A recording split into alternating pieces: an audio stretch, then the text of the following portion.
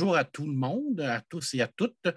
Tout d'abord, merci à l'association de m'avoir invité. Je veux dire, c'est un baptême de feu pour moi, là. C'est ma première conférence BD que je donne, bien que je fasse quelques chroniques BD en direct pour mon travail. C'est vraiment la première conférence que je donne. Alors, il y a un petit peu de nervosité. Alors, je vais essayer de bien faire ça. Me présenter, mon Dieu, donc, technicien en documentation, je travaille dans une bibliothèque collégiale au Québec. Alors, je suis dans le monde du livre depuis les 25 dernières années. Alors, j'ai à peu près tout fait dans ce monde-là. Bibliothèque, libraire. Alors, j'ai touché à tout.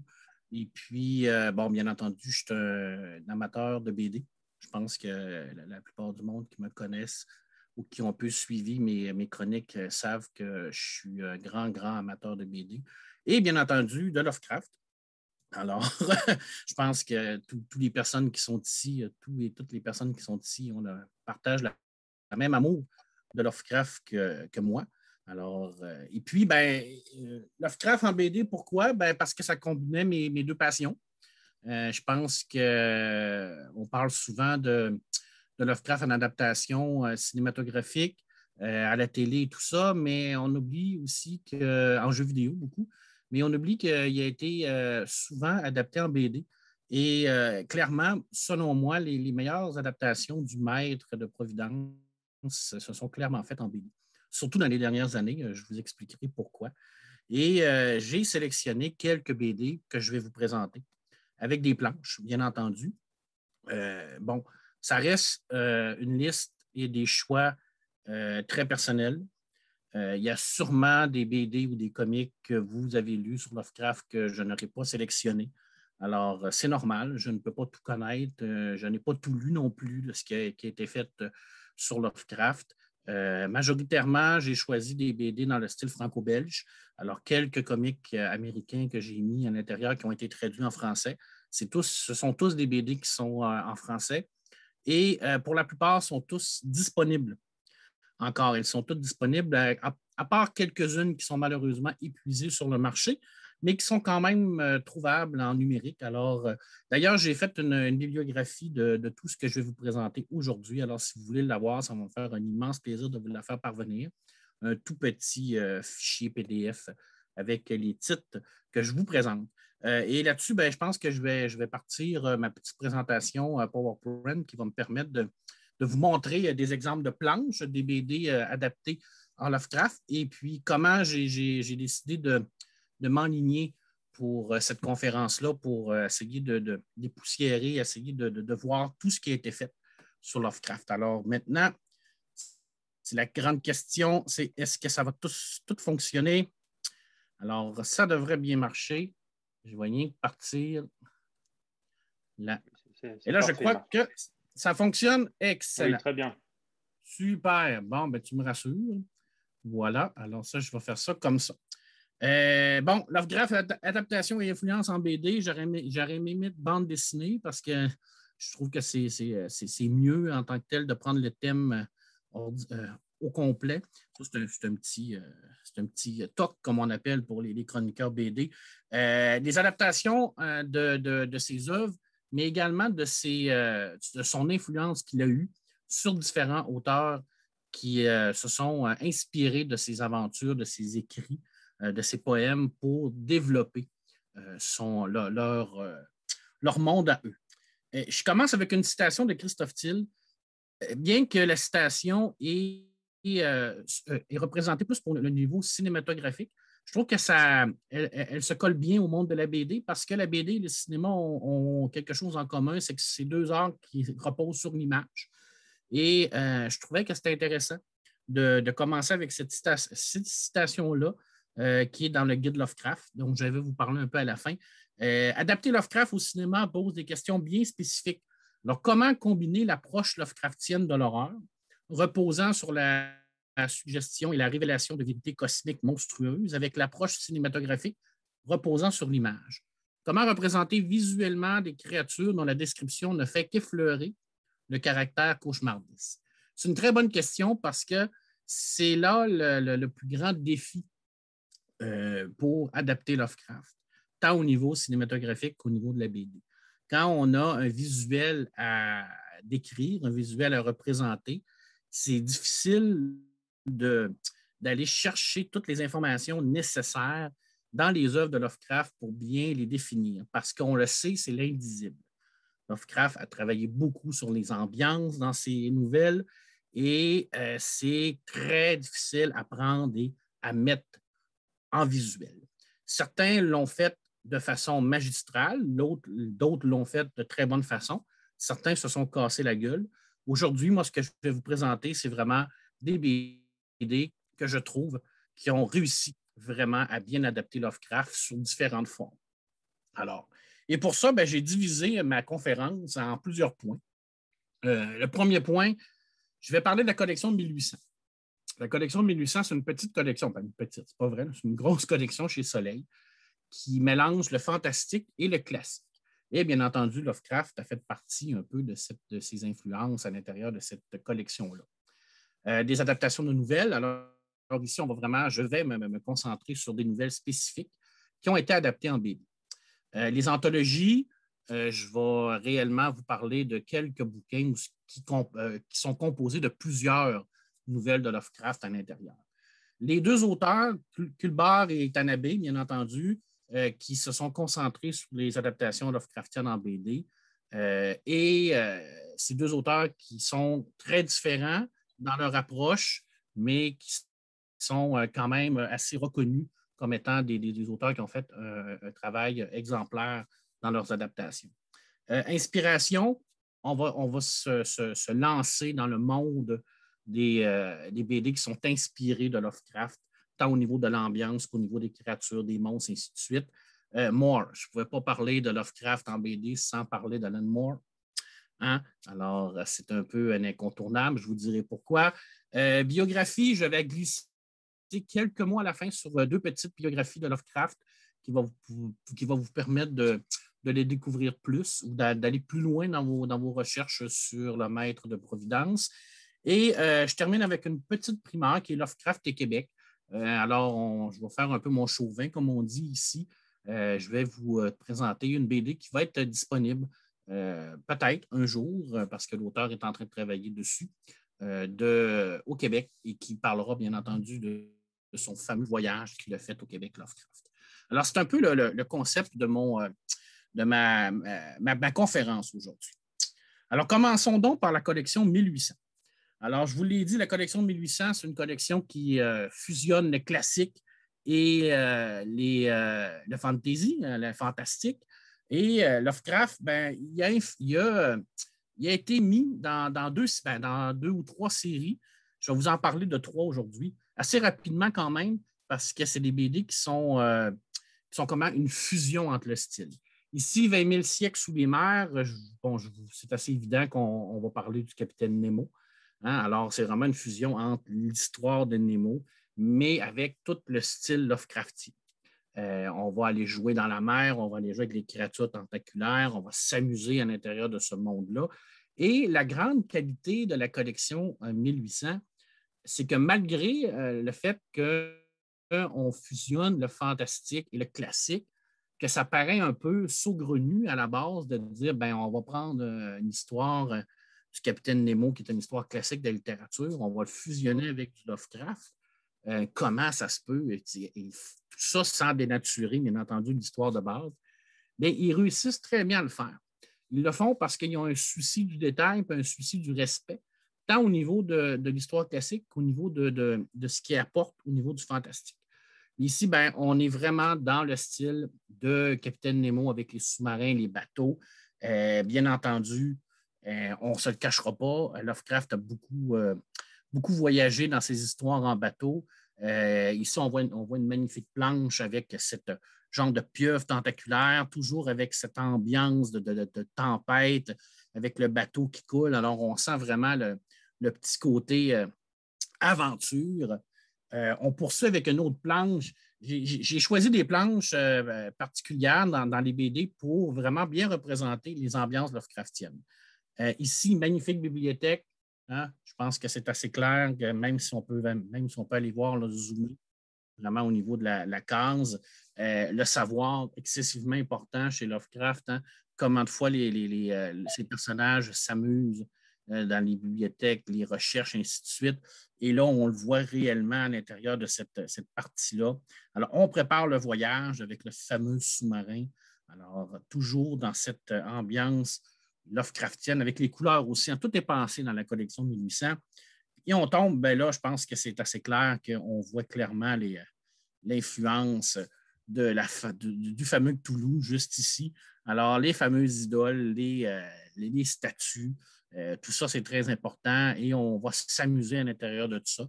Alors, et le côté scientifique également, je veux dire, c'est clair que le monsieur ici, on le voit ici, là, juste là, est un scientifique qui va essayer d'aider le capitaine à essayer de trouver cette créature-là à l'intérieur de la mer. Alors, on est vraiment dans une aventure marine, sous-marine même, mais qui combine les deux, et avec cette créature-là qui va essayer, bien entendu, de les détruire. Alors, je passe rapidement sur le tome 2. Alors, déjà, là, on voit qu'on rentre carrément dans le sujet avec la couverture, avec cet œil qui nous regarde. Et bien là, on est vraiment dans la mer avec ces créatures mythiques, ces créatures euh, pratiquement phosphorescentes qui tournent autour du sous-marin, un peu inquiétantes, qui fait bien entendu un peu des créatures du profond de Lovecraft. Et avec le magnifique sous-marin qui lui descend et descend toujours sa grande descente. Eh bien, j'en ai parlé tout à l'heure, hein, la recherche, les voyages. Bon, cette collection-là fait partie cette BD-là fait partie de ce style-là. Alors, on est vraiment dans le tour du monde. On va se promener un peu partout. Alors, c'est très, très important.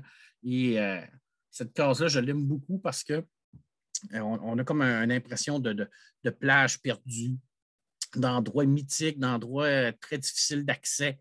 Inquiétant en même temps avec toutes ces roches qui sortent là, et on les voit débarquer. Alors, il y a comme un petit côté mystérieux, un petit côté aventure. Alors, c'est clairement dans ce style-là. Puis, ben là, hein, j'en dirai pas plus. Je pense qu'on a on a l'arrivée de la bête dans cette BD-là qui va vraiment exploiter cette être tentaculaire que Lovecraft a créée. Alors, c'est assez évident dans cette case-là avec cette magnifique là. D'ailleurs, on voit la grandeur. Hein, je ne sais pas si vous voyez la perspective, hein, le sous-marin qui est juste ici avec la petite capsule qui se sauve. Là. Et là, on a vraiment la grosseur de la créature qui est extraordinaire. Là. Je veux dire, on voit vraiment, c'est immense. C'est gigantesque et c'est très, très épeurant et énigmatique comme créature. On est vraiment, vraiment dans les ambiances Lovecraftiennes dans cette BD-là. Je poursuis avec les grands anciens. Déjà, la page couverture, je pense que vous allez voir. Ici, on est dans Moby Dick. Alors, sauf que Moby Dick, sauf que le capitaine de Moby Dick, le capitaine Achab, ne courra pas après la grande baleine blanche. Il va plutôt courir après le Kraken. Et le Kraken ben, est représenté, bien entendu, par cette créature qui ressemble clairement, encore une fois, à Cthulhu. Alors, on voit les influences Lovecraftiennes, les villes portuaires. Hein? Quelle belle planche ici. Hein? Je pense que c'est tellement important, les villes au bord de l'eau pour Lovecraft, les bateaux, encore une fois, les petites tavernes perdues hein, dans le fin fond du village où le personnage va aller essayer de chercher de l'information un peu partout, il va aller se mêler avec la populace, va essayer de trouver de quoi réfléchir à son histoire. C'est ça, cette BD-là se repose beaucoup là-dessus.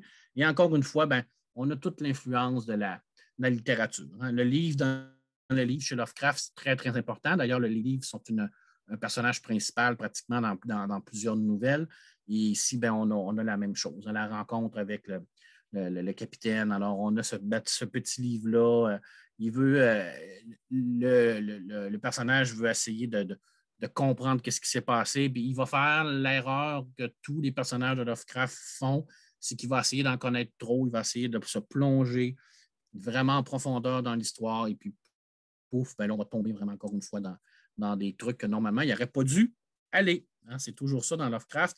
Et bon, ben, cette magnifique planche-là, je pense que je vais rien zoomer ici. Encore une fois, on voit le Kraken. Alors, Kraken qui est un personnage quand même de la mythologie. Ici, ben, on voit très bien que le Kraken a été un peu fusionné avec Toulouse. Et on voit encore le côté gigantesque de la bête par rapport au bateau. Alors, c'est difficile de penser que, que l'homme peut avoir une chance contre ces créatures-là. On est si petit par rapport à eux. Alors, le tome 2 des Grands Anciens va aller plus loin.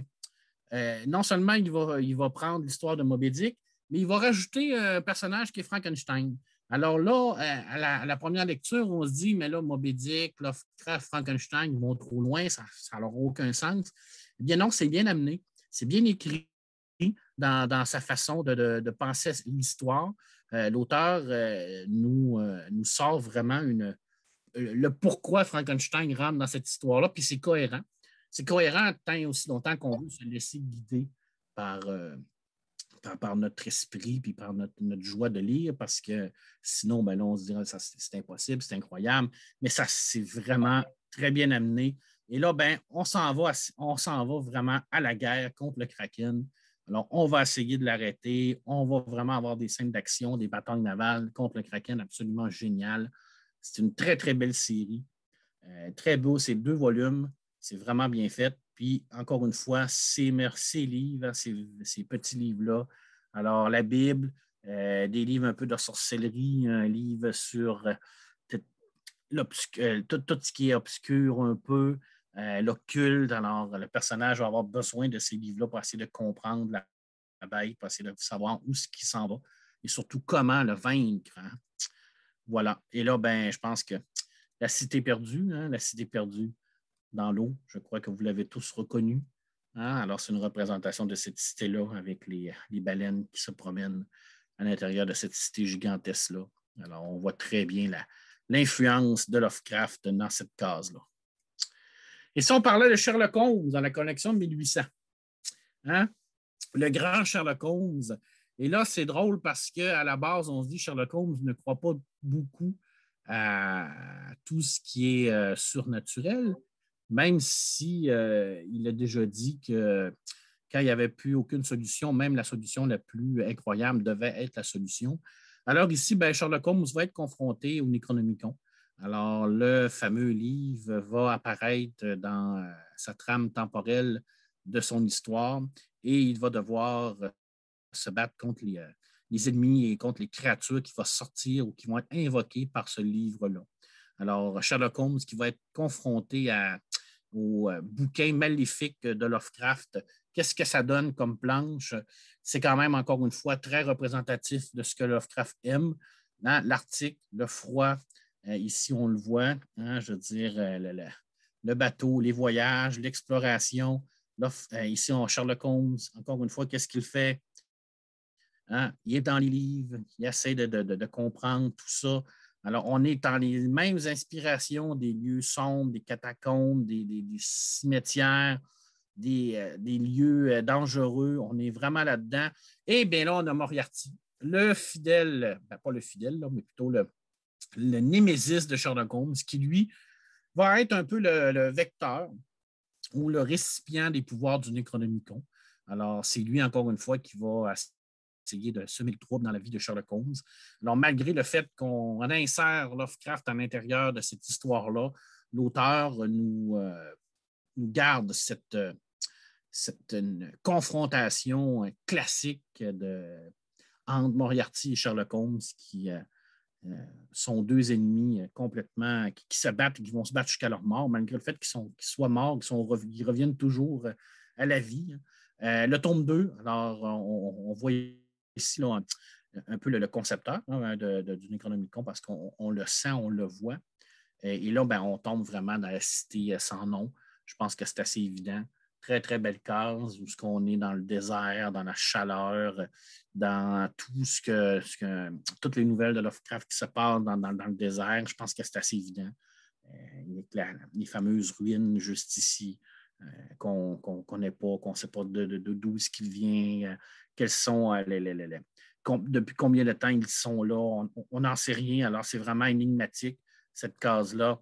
Et ben là, ben, on a vraiment le Necronomicon avec ce petit côté magique. Alors, on sait que Lovecraft n'a jamais vraiment décrit des sorts comme ça, là, des boules de feu ou des bras qui sortent, et ainsi de suite. C'est toujours beaucoup plus subtil que ça, mais ici, ben, on va s'amuser avec ça. Et la dernière case de cette BD-là ben, est une case qui en dit beaucoup, surtout la première, ben, je veux dire, pas la case, la planche, surtout la première case juste ici, la folie, hein, qui est tellement présente dans toutes les œuvres de Lovecraft.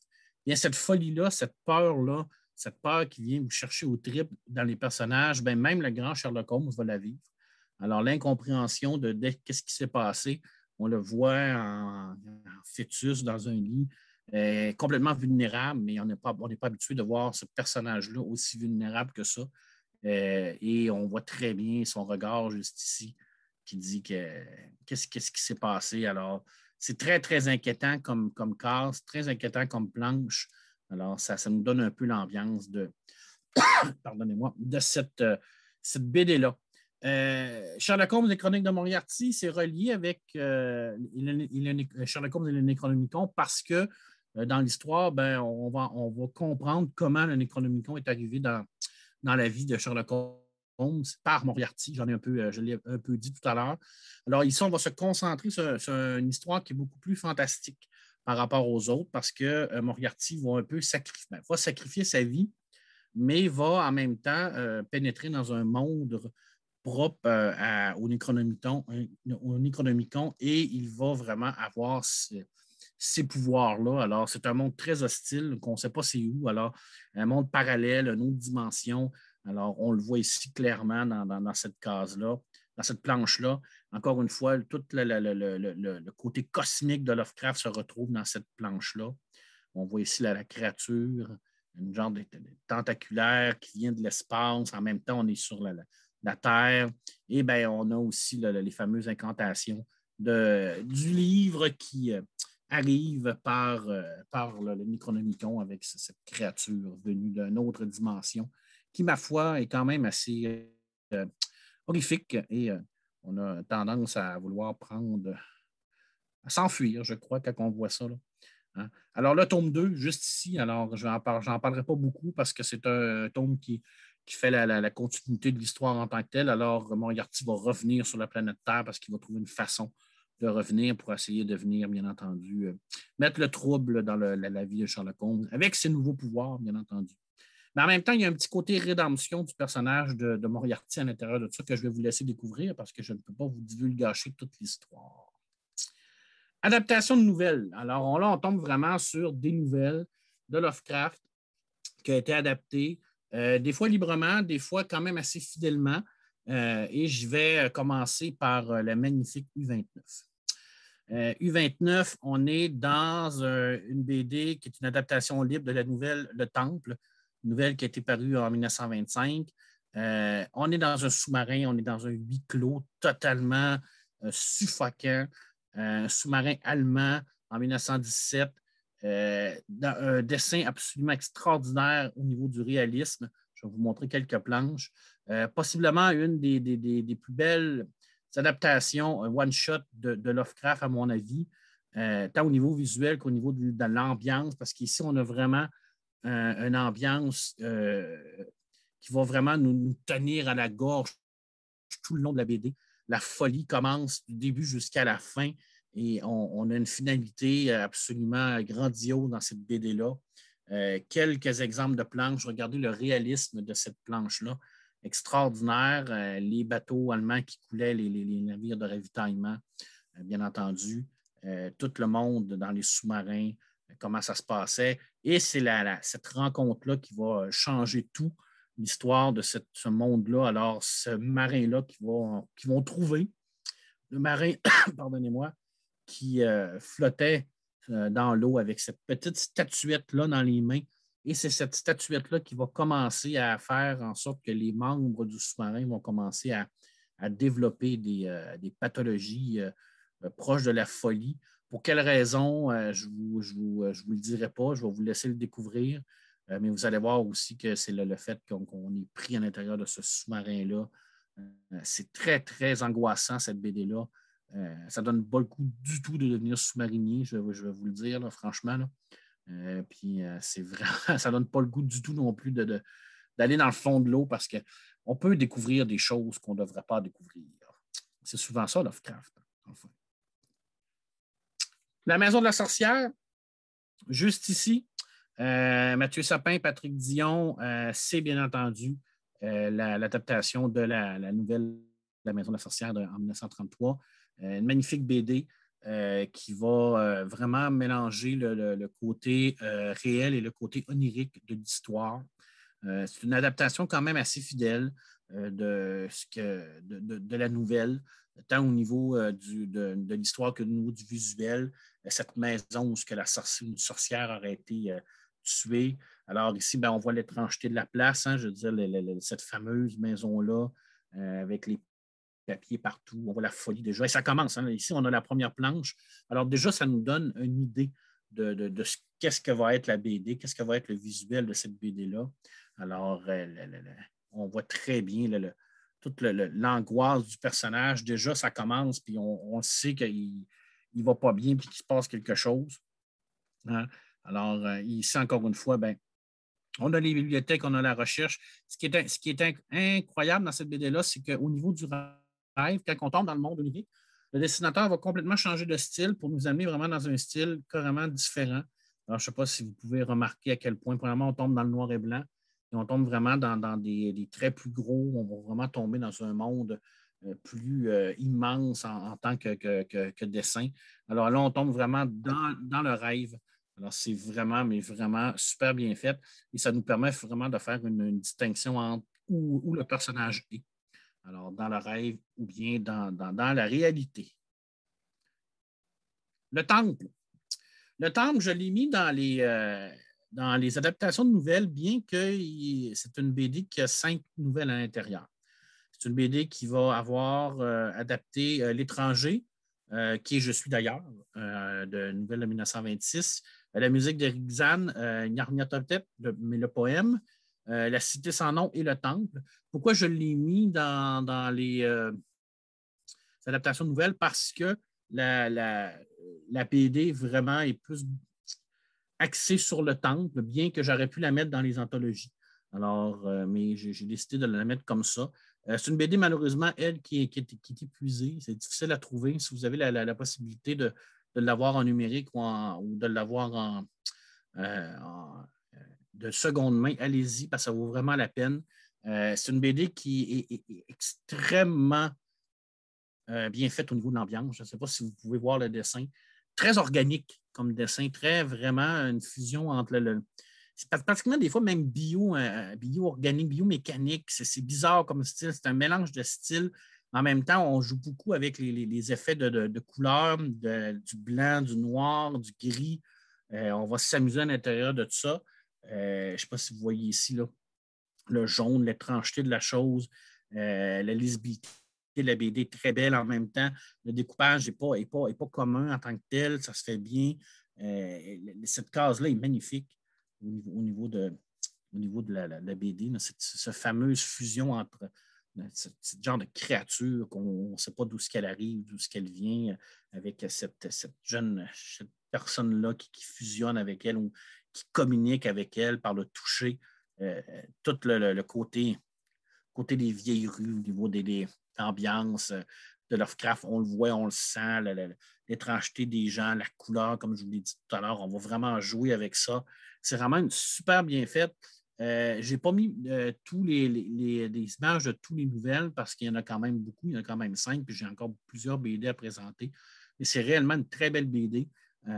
C'est sûr que c'est un peu plate parce que là, je vous présente une BD qui est épuisée, mais comme je l'ai dit, je pense qu'elle est quand même assez accessible en numérique ou bien être capable de la trouver en usager. Je suis pas mal certain qu'il y a certains. Puis je suis persuadé aussi qu'il y a beaucoup de bibliothèques ou de médiathèques qui doivent l'avoir. Alors, vous ne devriez pas avoir trop de problèmes pour la trouver. Juste ici, qu'est-ce qu'on a? Nyarlathotep. Ah, une BD particulière parce qu'on est bien entendu dans une adaptation d'un poème ici. Et c'est un poème qui c'est une adaptation qui prend ce poème-là, mais qui va l'adapter, qui va la mettre vraiment dans un contexte plus actuel. Alors ici, ben, on va avoir l'arrivée de ce fameux personnage-là, mais on va avoir cette arrivée-là dans un monde contemporain.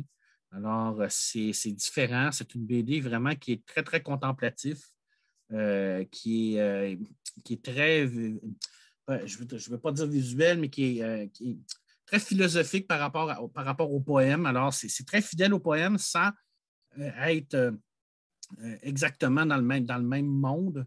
Je pense qu'on commence vraiment avec la première planche qui nous donne vraiment un peu l'idée de ce chaos-là qui va arriver. Alors, le chaos rampant qui arrive, et là, on voit la salle qui est complètement déserte avec toutes les chaises qui ont été bougées. Et là, ben, on va tomber en Égypte avec ce personnage-là qui va arriver tranquillement, pas vite. Alors, on voit de où il vient et il sort de son bateau, il arrive, tous les gens sont à genoux devant lui. Alors, c'est comme un prophète qui arrive, on sait qu'il prend la possession du corps qu'il veut. Il arrive comme un genre de messager. Alors, c'est comme ça tout le long de la BD. Alors, c'est extrêmement bien ficelé au niveau du dessin. Ici, on n'a pas beaucoup de dialogue, bien entendu, vu que c'est un poème. Alors, on va vraiment se fier sur le dessin qui parle pour bien représenter l'ambiance Lovecraftienne. Vraiment une très, très belle BD. Malheureusement, elle aussi est épuisée. Alors, ça, c'est le côté la plus plate de ma conférence. C'est ces deux BD-là qui sont magnifiques, mais qui vont être très difficiles à trouver. Ah, Réanimator. Alors, voilà. Hein, quelle belle nouvelle. Hein, Herbert West, Réanimator. Une nouvelle qui est à la fois horrifique, mais qui n'est pas dépourvue d'humour, hein, d'humour noir en tant que tel. Ici, on a une merveilleuse adaptation de cette nouvelle-là qui est excessivement bien faite, très, très bien réalisée.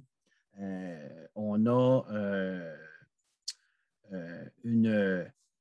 Fidèlement, c'est vraiment, à part un petit peu le côté humour noir qui est moins présent, on a clairement cette histoire de ces deux étudiants-là qui vont développer ce fameux sérum là, pour pouvoir ramener les morts à la vie. Et on a toute cette ambiance de la nouvelle-là, les deux personnes, les recherches dans le cimetière, la maison abandonnée, où ce que ils vont faire leurs expériences. La première expérience qui est une réussite, la fuite et tout ça. Tout est bien fait dans cette BD-là. Tout est bien fidèle au roman, à la nouvelle plutôt. Et là, on voit ben, les deux personnages qui sont des chercheurs, des médecins, des gens qui vont essayer de ramener ces gens-là à la vie. La recherche dans les cimetières, je pense que c'est assez évident. Très, très bien fait, encore une fois. Comme je le disais, et la première expérience qui va amener à la fuite avec ce cri sanguinaire qui n'arrête pas. On se rappelle dans la nouvelle, les deux personnages partent complètement de cette maison-là parce qu'ils sont effrayés de pouvoir, d'avoir réussi. Au départ, ils ne savent pas, mais en même temps, ils partent, ils ne se posent pas de questions, puis ils laissent la créature là. C'est assez incroyable quand même. Mais bon, j'aurais probablement fait pareil. Mais c'est un autre sujet. Une belle BD que j'ai eu la chance d'avoir il y a quelques temps, qui est La Maison de la Sorcière. Alors, c'est une adaptation, encore une fois, de La Maison de la Sorcière. La deuxième que je vous présente, c'est de Yann Soguet-Fils. Une très, très belle BD, une belle adaptation que j'ai beaucoup aimée parce qu'il y a vraiment un souci du respect à l'intérieur de cette BD de l'œuvre de Lovecraft. Visuellement, c'est magnifique. Les villes, encore une fois, cette vieille maison-là, les vieilles villes de ce que Lovecraft aime beaucoup décrire. Et là, on la voit, cette vieille maison de la sorcière-là, avec les gens, le gardien qui est vraiment pas rassurant. Hein. Puis, c'était encore. Et là, on tombe vraiment dans le passé de la sorcière. Alors, et encore une fois, la sorcière qui n'est pas rassurante non plus. Alors, c'est vraiment une belle BD. J'ai beaucoup aimé cette lecture-là. J'ai beaucoup aimé, comme je le disais tout à l'heure, le respect que l'auteur a fait à la nouvelle. On voit vraiment que le souci du détail est là. Et puis les mondes dimensionnels, hein, j'aime beaucoup cette dernière case-là. Je ne sais pas si je peux la zoomer. Là. Alors, on sait que la sorcière va disparaître dans les dimensions, va se promener. Alors, on voit vraiment là, cette possibilité-là dans les dimensions. Alors, c'est vraiment magnifique. Très, très belle BD, une très belle lecture. Les anthologies. Ah, les anthologies. Les anthologies, c'est les 3 BD que je vais vous présenter qui sont des adaptations de plusieurs nouvelles de Lovecraft. C'est quand même des BD qui sont classiques dans le monde de Lovecraft. La première, c'est Les Cauchemars de Lovecraft d'Horacio Dalia. Je crois que la plupart du monde vont reconnaître cette BD-là. BD qui souffre malheureusement dans sa version française d'une traduction un peu inadéquate, mais c'est son seul défaut. La liste, je vous ai mis quand même la liste des nouvelles qui ont été adaptées dans cette anthologie-là. Bon, c'est quand même assez volumineux. Hein, L'Appel de Cthulhu, je suis d'ailleurs le Motel Pickman. Alors, je pense que c'est toute la plupart des nouvelles les plus connues de Lovecraft. Dans les nouvelles les plus connues de Lovecraft, c'est assez volumineux comme BD, comme choix. Et ben, le style du dessinateur, ben, c'est clairement. Moi, j'adore ça. C'est un trait qui est très, très horrifique, mais qui nous donne déjà une ambiance. Au premier regard, on sent qu'on est clairement dans un style Lovecraftien. Et là, on tombe tout de suite avec l'appel de Cthulhu. Alors, j'ai bien entendu pris la première page pour vous montrer probablement la nouvelle la plus connue de Lovecraft, la première partie de l'appel de Cthulhu, avec ses symboles et ce style-là avec le dessin. Je suis d'ailleurs, on est dans le même style ici, hein, très, très. Ça, on se rappelle là, des vieilles BD de Dracula là, quand on était un peu plus jeune, avec c'est un style un peu réaliste, mais en même temps qui joue beaucoup là, dans le style des comics. Là, c'est vraiment bien fait, avec ses têtes en haut de mort et tout ça. Alors, et ben, j'ai terminé avec le modèle Pickman. Modèle Pickman qui est une très, très belle nouvelle. Alors, encore une fois, on voit réellement le côté réalisme du dessinateur. Alors, il s'amuse beaucoup avec les personnages. Alors, souvent, on va avoir chez Dalia un décor qui va être mis un peu de côté pour faire vraiment toute la place aux personnages. Alors, on le voit, on le sent à l'intérieur de ça, mais c'est voulu. Alors, quelquefois, c'est flou un peu. On va vraiment mettre l'accent sur les personnages. Alors, c'est dans ce style-là tout le long de la BD. Alors, ça, c'est vraiment bien fait. Et la fidélité de l'adaptation est excellente par rapport au texte. Alors, on a quand même l'ambiance de la nouvelle qui est là. On a quand même vraiment tous les éléments importants des nouvelles à l'intérieur de cette anthologie-là. Bradshaw Lovecraft, Les mythes de Cthulhu chez Rackham, une BD quand même qui est assez facilement trouvable aussi. L'autre aussi, d'ailleurs, on tombe sur des BD qui sont accessibles. Je ne vous ai pas mis la liste parce qu'il n'avait pas au niveau du sommaire. Par contre, je vous ai mis quelques images, quelques planches des nouvelles qui sont à l'intérieur. Bon, la cité sans nom, juste ici. Alors, cette merveilleuse cité du désert. Alors, on voit qu'on est dans un style complètement différent de ce que je vous ai présenté tout à l'heure. Encore une fois, hein, on va avoir un très, très particulier au niveau du visage, au niveau des décors. C'est vraiment bien fait. Bon, Cthulhu, hein, les mythes de Cthulhu. Alors, ça, c'est toujours la nouvelle classique hein, avec sa version à lui de la créature. Alors, on peut aimer ou ne pas aimer, dépendant. C'est un style qui ne fait pas l'unanimité, mais c'est quand même assez bien fait. L'invisible. L'invisible et autres contes fantastiques de Lovecraft. Alors ici, ben, on a réellement, encore une fois, une anthologie de nouvelles où ce que l'auteur va nous donner les différentes nouvelles selon son style à lui. Alors, je suis d'ailleurs La couleur tombée du ciel, Dagon, L'Invisible, Le cauchemar d'Ismouth et Le maître de l'Invisible. Alors, on est encore une fois dans les nouvelles classiques de Lovecraft quand même, hein, des nouvelles qu'on connaît. Un style qui est beaucoup plus, je vous dirais, contemporain, un style qui est beaucoup plus classique au niveau tant au niveau du découpage qu'au niveau du trait. On est moins dans l'abstrait, on est vraiment plus dans ce qu'on connaît. C'est beaucoup plus à la portée de tout le monde par rapport au dessin, par rapport à ce que je vous ai présenté tout à l'heure, qui est un peu plus abstrait, un peu plus difficile à conceptualiser dans le style du trait. On voit ici Dagon. Je veux dire, on est vraiment, comme je vous le disais, dans un découpage classique, vraiment. Le cauchemar d'Ismouth, juste ici. C'est une très, très belle nouvelle, quand même assez difficile à adapter à cette nouvelle-là. Et là, on tombe dans Kublar. Pourquoi je voulais vraiment faire spécifiquement une partie sur lui? Parce que c'est un auteur chez Achillios qui a fait des très bonnes adaptations de Lovecraft.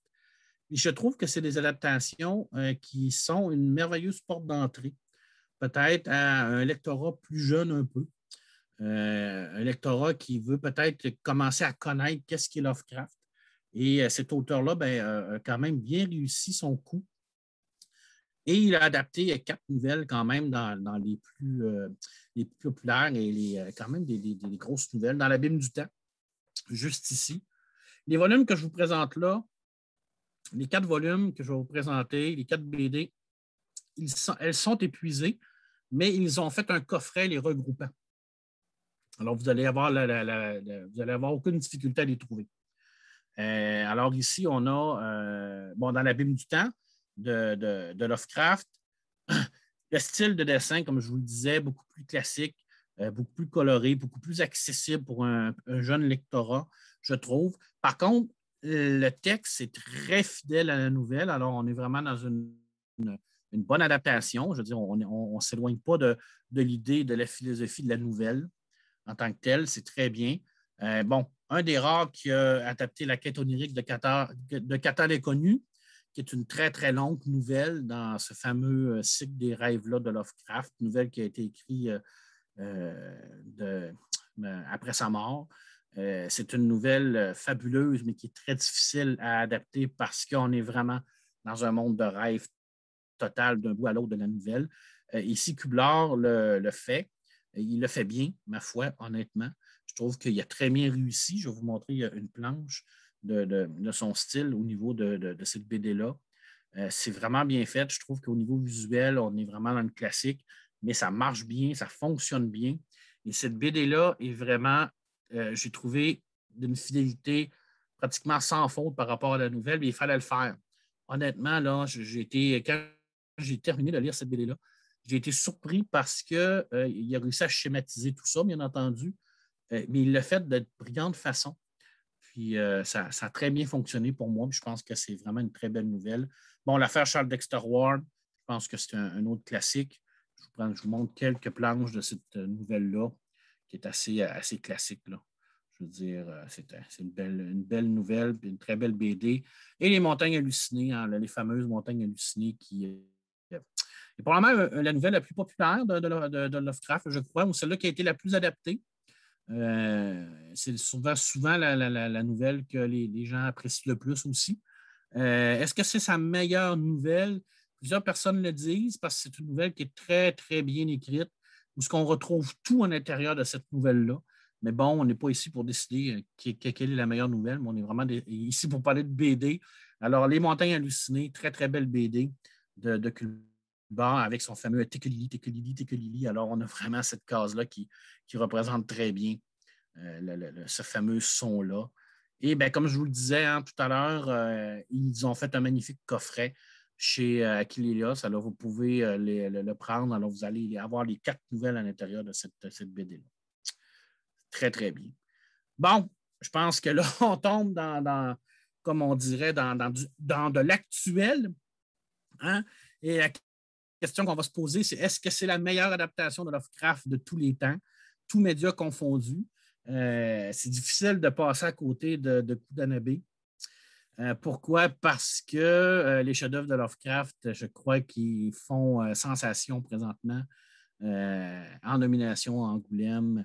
Des critiques dithyrambiques partout ce que Kudanabé passe. Il est absolument génial. Possiblement le dessinateur qui a réussi à conceptualiser l'horreur de Lovecraft le mieux. Tout ça dans un style mélangeant un peu le manga et l'américain, on ne sait pas trop. Un visuel au niveau de l'édition qui est extraordinaire avec ces fameuses BD en simili-cuir. Ils ont fait un immense travail d'édition chez Kinon pour nous sortir ces BD-là.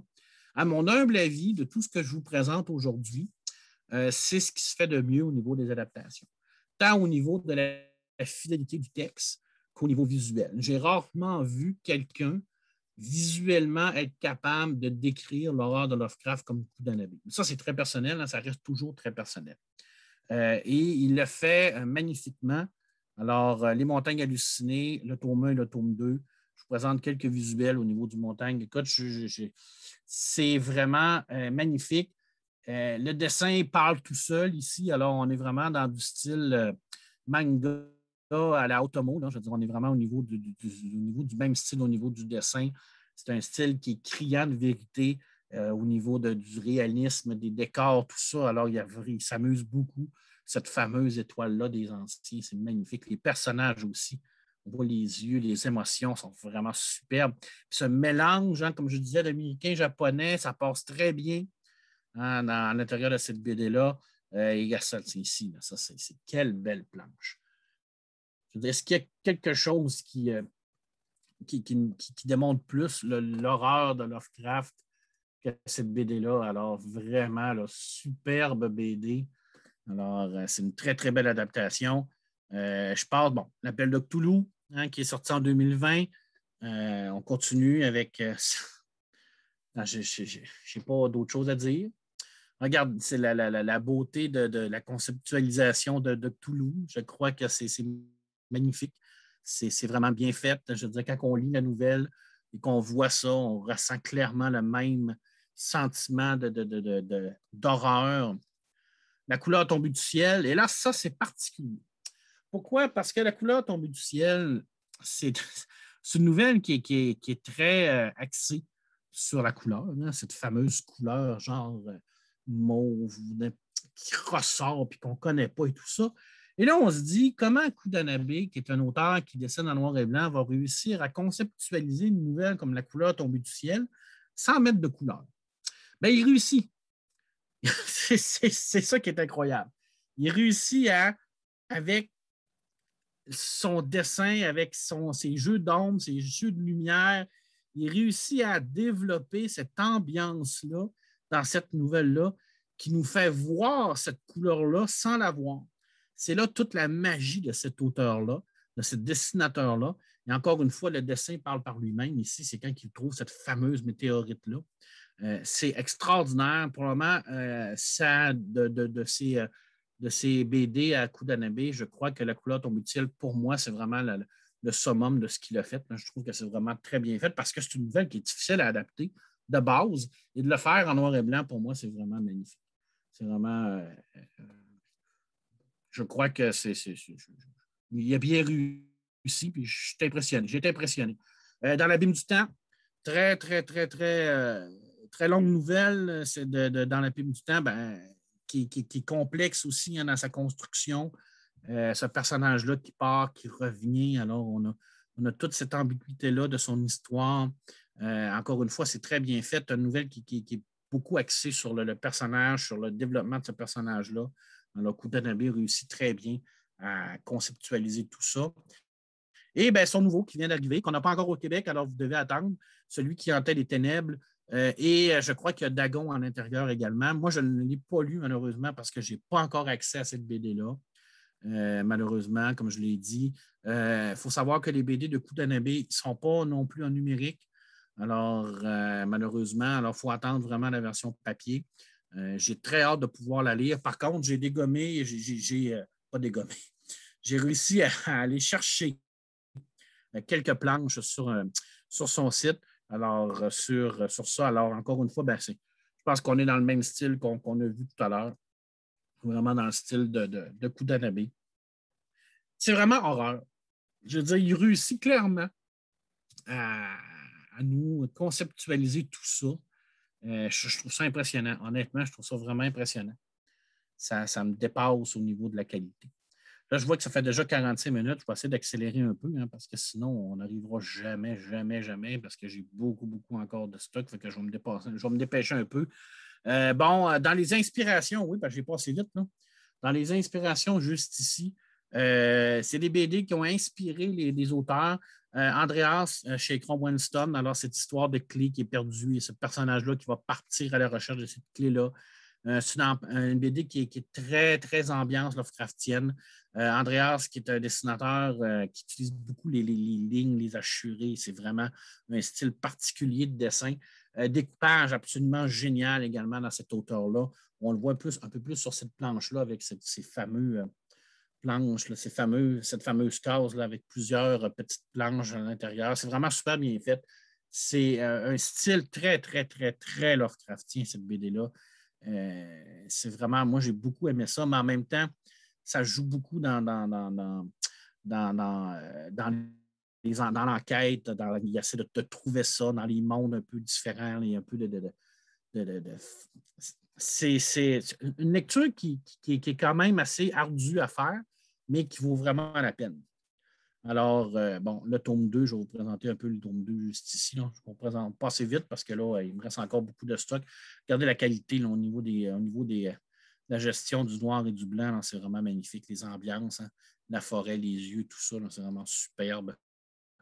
Alors, voilà.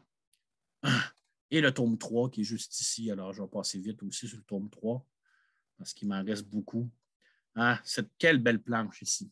Parce que, je veux dire, on a vraiment en avant là, le fameux cimetière. Là, je veux dire, ça, c'est vraiment une belle planche. Là. La perspective avec le personnage, super bien faite. Honnêtement, c'est une très, très belle BD. Je passe rapidement sur la planète au cauchemar. Pourquoi? Parce que j'ai quand même apprécié ça. C'est les mêmes qui ont fait la maison de la sorcière que je vous ai présentée tout à l'heure. Pourquoi? Parce que c'est une adaptation de la nouvelle Le Cauchemar d'Ismouth, mais vraiment mis dans un contexte de science-fiction. Alors là, on est dans l'espace. Alors, on a un personnage qui va vraiment voyager dans l'espace. Alors, on touche au cosmique en même temps parce qu'on joue vraiment avec ce style-là. C'est bien. Moi, j'ai beaucoup aimé ça. Visuellement, j'ai trouvé que ça valait la peine parce qu'on fusionne deux styles que j'aime beaucoup parce que je suis un grand amateur de science-fiction. Et fusionner Lovecraft et SF, j'étais curieux de savoir comment il allait faire ça. Puis c'est quand même un bon moment de lecture. C'est pas la meilleure adaptation de Lovecraft que j'ai lue, mais j'ai trouvé quand même que tout le côté là, des Smouts dans l'espace, ce monde-là un peu perdu, avec ces personnages très, très énigmatiques. On est par contre dans une BD un peu plus classique de ce que je vous ai présenté tout à l'heure. L'île des morts. Oh mon Dieu, quelle belle BD. Alors ici, on a un personnage, un peintre qui est fasciné par l'île des morts d'Arnold Böcklin. Et il va se rendre compte que cette reproduction d'un paysage-là, ben, ce n'est pas une reproduction, c'est réellement un paysage qui est réel. Et le personnage va essayer de voyager pour essayer de trouver cette île-là. Alors ici, on est vraiment dans un style totalement gothique, un style d'ambiance absolument extraordinaire de Sorel. Guillaume Sorel se surpasse au niveau dessin. C'est toute une question d'ambiance ici. Hein. Je veux dire, on n'est pas dans des adaptations pures de Lovecraft, on est vraiment dans des adaptations qui vont chercher l'ambiance Lovecraftienne. Alors, on le voit ici, les lieux sombres, les ponts, les places, les cimetières, bien entendu, les greniers, encore une fois, les places, tout le côté un peu mythique de Lovecraft se retrouve à l'intérieur de cette BD-là. Vraiment une belle BD d'ambiance, ça vaut vraiment la peine de lire ça. Nécromancie, je l'ai mis parce que je trouve qu'ils ont réussi à fusionner le côté un peu mafieux de la Nouvelle-Orléans avec le style fantastique de Lovecraft. Il fallait bien Fabien Nury pour nous faire ça, qui est un scénariste quand même assez reconnu, doublé de magnifiques visuels de Manini. Alors, on est vraiment dans un. Ouais, ici, c'est une BD qui est encore une fois très influencée par les histoires de Lovecraft. C'est tant les références Lovecraftiennes, les cimetières, les lieux, les places qui vont se retrouver à l'intérieur de tout ça, l'énigmatique, les corps qui vont retrouver, on ne sait pas trop ce qui est arrivé. C'est toujours ça dans cette BD-là, les maisons perdues dans le fin fond, les sous-sols obscurs, les marais, toute une question d'ambiance dans cette BD-là. Et on voit également le tome 2 ici. Là. On est toujours dans le même style, dans le même style d'ambiance, alors avec cette recherche de corps-là. Alors, pourquoi? Et on mélange ça avec la Nouvelle-Orléans, alors on a vraiment ce style-là. Bon, petit coup de cœur pour moi, malheureusement pour vous, c'est introuvable. Une BD qui date de 2001, c'est au Québec, c'est le jour de Wentworth. Je l'ai mis parce que c'est probablement une des premières BD que j'ai réussi à acheter euh, de Lovecraft, que j'ai eu dans ma collection vraiment. Au Québec, parce qu'il n'y en a pas des tonnes. Et c'est une BD qui est une adaptation d'une nouvelle qui est Le jour de Wentworth, mais c'est une nouvelle qui est apparue dans un petit recueil qui s'appelle The Survivor and the Other. C'était une collaboration d'œuvres d'Auguste Derleth et de Lovecraft. Alors, c'est Auguste Derleth qui l'a pris. Alors, c'était une nouvelle. Moi, je n'ai jamais eu la chance d'avoir ce livre-là entre les mains de Survivor and the Others. Je n'aimerais pas ça de l'avoir un jour. Mais cette BD-là, c'était vraiment visuellement un mélange de rêve et de réalité vraiment très, très, très spécial au niveau visuel. J'aurais beaucoup de difficultés à vous expliquer comment cette BD-là, vraiment l'histoire de cette BD-là, tellement c'est une expérience de lecture, mais je voulais rien que vous montrer quelques cases pour vous donner l'eau à la bouche. Là. Surtout cette case-là qui est vraiment absolument magnifique. Là. Voilà. Unité Z. Ah, ça vient tout juste de sortir, c'est en 2020. Motus et Shinato au dessin. Je vous en parle parce que je vous l'ai dit tout à l'heure, j'adore le style SF. Ici, on est dans une BD space militaire, style Delta Green, avec cette unité de mercenaires pris dans un monde où il y a une genre des créatures qui les attaquent avec des champs magnétiques pour essayer de les stopper. Et là, on va tomber dans une histoire répétitive, je ne veux pas trop en dire, de poucle temporelle. C'est vachement bien écrit, vraiment très intéressant visuellement. Si vous aimez le style SF, Space Militaire, vous allez vraiment adorer ça. C'est vraiment bien fait. J'ai beaucoup aimé. Hey, 53 minutes. Guillaume, tu m'arrêtes quand tu seras tanné, là, parce que je vais essayer de me Continue, dépêcher. continue. Là. On boit tes paroles, ne t'inquiète pas. Bon. Bon, et more. Je pourrais passer 3 heures sur Alan Moore. Il faut que j'en passe à peu près 5 ou 6. Je vois le temps passer. Euh, Alan Moore nous a sorti 2 trucs sur Lovecraft absolument génial. Il y a eu d'abord le Néonomicon qui est paru chez Urban Comics, qui a mis un peu la table à son autre œuvre que je vais vous présenter tout à l'heure. Bon, on rentre ici vraiment dans des adaptations d'histoires Lovecraftiennes d'ambiance, mais adultes. C'est sûr que ne mettez pas ces livres-là dans les mains de vos enfants, vous allez les traumatiser à vie. Alan Moore est un scénariste de génie. Je pense qu'il l'a déjà prouvé maintes et maintes fois. C'est surtout quelqu'un qui, quand il travaille sur quelque chose, il le fait ou il ne le fait pas. Il suffit de faire un peu de recherche sur la quantité de boulot qu'il a abattu pour créer Providence, pour comprendre que c'est possiblement, à mon humble avis, la BD qui se rapproche le plus de Lovecraft de l'histoire. Parce que c'est réellement une déclaration d'amour de Lovecraft faite par Moore. Et ici, le Néonomicon, comme je vous l'ai dit, ça met la table à Providence. Je vous présente quelques planches. Je vous l'ai dit, c'est très gore, c'est très dur comme histoire.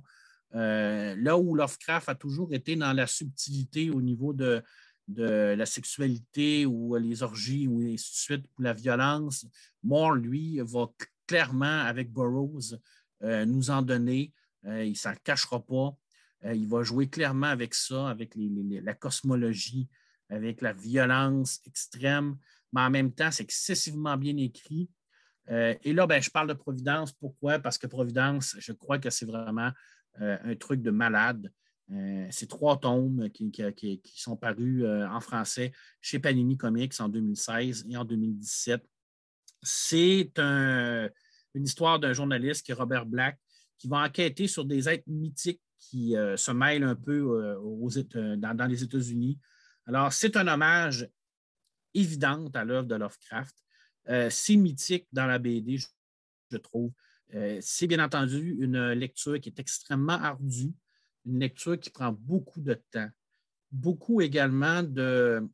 c'est une lecture qui doit être active parce que Lovecraft, excusez-moi, Moores a mis beaucoup de temps à écrire cette histoire-là. Il a développé cette histoire-là. D'ailleurs, dans l'intérieur du texte, vous allez avoir des pans je l'ai-tu montré, des pans de texte qui va expliquer vraiment tout le journal de Blake et tout ça. Ça paraît ardu à lire. Des fois, c'est 15-20 pages comme ça. Alors, il faut les lire, il faut vraiment les comprendre pour essayer de voir tout l'ensemble de l'œuvre de Providence. Là, j'ai passé un peu rapidement sur les planches. Là. L'étrangeté de cette BD-là, ça nous plonge directement dans le cœur même du style Lovecraftien, mais à la sauce de moi. Alors ici, on n'a pas l'impression de lire Lovecraft. On a réellement l'impression de lire Morse, mais avec Lovecraft en arrière de lui qui met la main sur l'épaule. C'est vraiment intense comme lecture. Honnêtement, c'est très, très intense, dérangeante en même temps, troublante sur certains cas, je ne vous le mentirai pas, et ce n'est pas facile non plus. Hein, tant au niveau de la lecture qu'au niveau du dessin, quelquefois, il va loin. Encore une fois, une magnifique couverture, juste ici. Là. Je veux dire, c'est incroyable. Là. Hein, je veux dire, ça, c'était le tome 3. Et on voit toutes les influences Lovecraftiennes dans la recherche, la BD, les journalistes qui s'enfoncent plus profondément dans l'histoire, tout le temps, pour arriver à la finalité de sa propre folie. Les signes mystérieux, les personnages absolument incroyables. Oui, je sais, c'est troublant comme lecture. Le tome 2, juste ici. Ah, ça, c'est le tome 2. Oui, c'est le tome 2 de Providence. Et là, on voit vraiment. Et bien, Lovecraft qui est lui-même à l'intérieur de cette histoire-là. Hein. Je ne vais pas vous en dire trop, là, mais c'est vraiment intense. Et bien, c'est très cosmique, hein, c'est très, très contemplatif. En même temps, c'est très philosophique. Bref, c'est du Alan Moore. Puis, ben, c'est ça. C'est particulier. Je veux dire, quelquefois, c'est une lecture qui peut déranger. Alors, c'est une lecture qui est troublante en tant que telle. Ça fait le tour de mes BD que je voulais vous présenter aujourd'hui. J'ai fait la dernière partie assez vite sur Moore parce que je pense qu'il n'y a plus besoin de présentation. Mais je voulais vous présenter quelques petits trucs particuliers. Je termine avec ma présentation avec un truc que si vous avez en main, gardez-le. C'est le fameux Métal Hurlant de 1978, le numéro 33, qui était spécial parce qu'il était fait vraiment sur Lovecraft.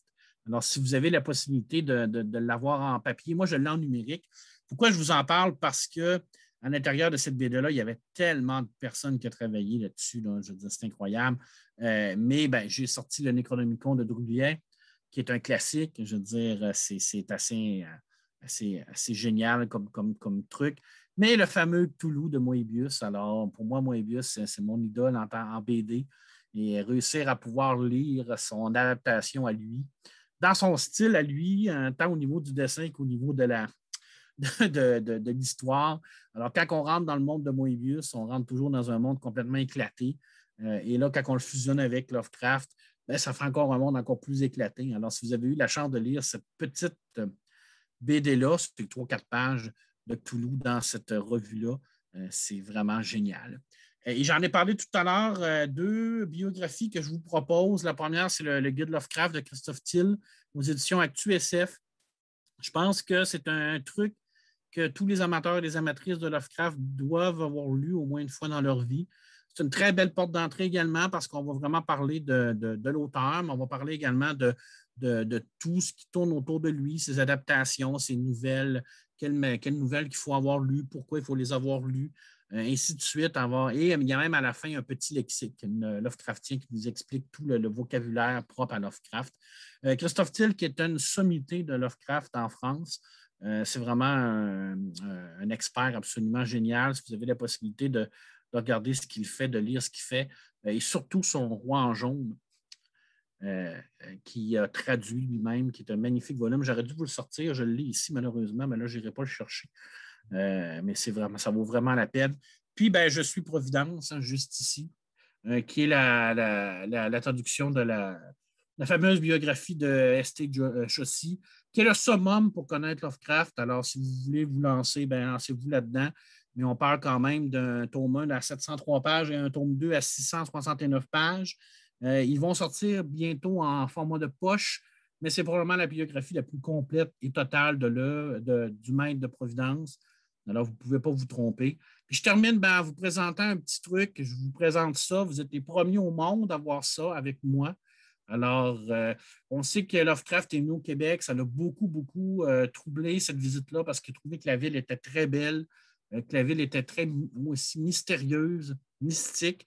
Il en a fait un long texte là-dessus. Et on a un auteur ici au Québec qui est Christian Quesnel au dessin, qui a parti l'idée de faire une BD sur ce voyage-là en fusionnant ce texte-là avec des images de notre histoire au Québec. Et ça donne ça. Et là, vous êtes les premiers au monde à les voir. Alors, il y a moi, il y a l'auteur et il y a vous maintenant. Alors, soyez chanceux de pouvoir les voir. Alors, Christian Quesnel, qui est un auteur absolument, un dessinateur absolument génial. Alors, je vous les montre. Je viens que vous les montrer, bien que les regarder pour les finir avec cette beauté-là. BD que je ne sais pas quand est-ce qu'elle va sortir. Il est en négociation avec les éditeurs. Alors, on va attendre. Mais pour l'instant, on peut se régaler du visuel de M. Quesnel, alors avec ce magnifique Lovecraft juste ici. Hein, juste là. Voilà. Et je termine avec ici. Quelle belle case de malade. Excusez-moi là. Hein, très inspiré de Lovecraft. Et je termine avec ce personnage-là qui dit la fameuse phrase tant connue de Lovecraft. Alors, je ne la prononcerai pas parce que je ne veux pas me. Des fois qu'il arriverait quelque chose dans mon sous-sol, ça ne me tente pas de la prononcer. Alors, c'est là-dessus que ça se complète, mes amis. J'espère que ça vous a donné des idées de lecture. Alors, voilà, mon cher Guillaume, je te laisse avec ça. Je vais arrêter le partage de mon écran. Voilà.